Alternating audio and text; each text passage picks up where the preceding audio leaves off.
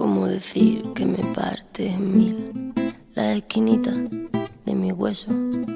Que han caído los esquemas de mi vida, ahora que todo era perfecto.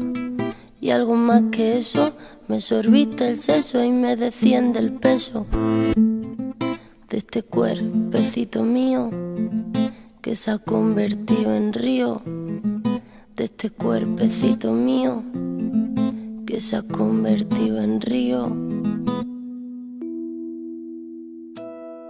Ali svakako da je knjiga za djecu, knjiga općenito, nešto što je nezamjenjivo u civilizaciji ljudskog roda.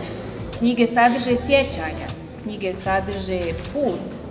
U knjigama ljudi pronalaze utjehu, pronalaze odazivanje neko na svoje misli, na svoja razmišljanja, pronalaze utjehu, kako sam rekla malo prije. I dobra knjiga zapravo povezuje ljude na jedan način koji ne podrazumijeva novac, ne podrazumijeva putovanja, podrazumijeva jedno putovanje kroz svijest.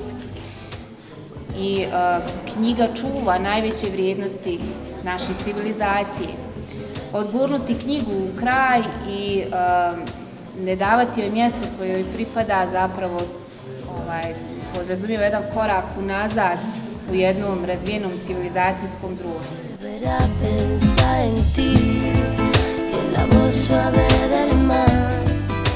Djeca će svakako prvo posegnuti za knjigom koja je šarenija, koja nudi neke šašave stvari u kojima oni uživaju. Djeca su maštovita, djeca vole razigranost, vole obojenost,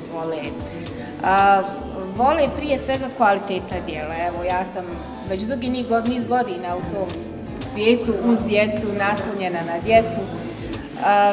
Često radim književne radionice i djeca imaju taj neki uređeni osjećaj za ono što je dobro, što je vrijedno. Oni su najbolji kritičari. Ako im čitate priču koja je dosadna, koja nije vrijedna, neće vas slušati.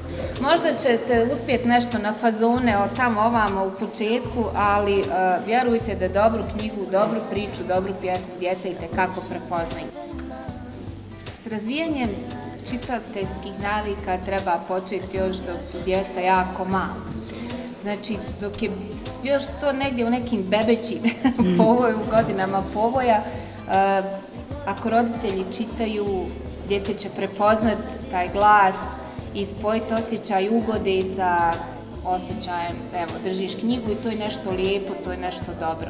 Onda se to razvija u naviku kad roditelji polako odustaju od uloge onoga ko čita i djeci prepuštaju izbor, ali to uvijek treba biti povezano sa osjećajem ugode, nečeg dobrog, nečeg potrebnog, nečeg što se događa u vlastitom domu, ne u vremenu kada je to moraš uraditi zadaću, nego evo ovo je naše dragocjeno, dobro vrijeme, hajde da ga iskoristimo uz neku lijepu knjigu. Tako se stvaraju čitaoci. Ali da bi roditelj imao šta da čita, morate mu ponuditi kvalitetnu slikovnicu. Mi, nažalost, evo, jako malo imamo takvih stvari u produkciji jer su knjige za djecu skupe.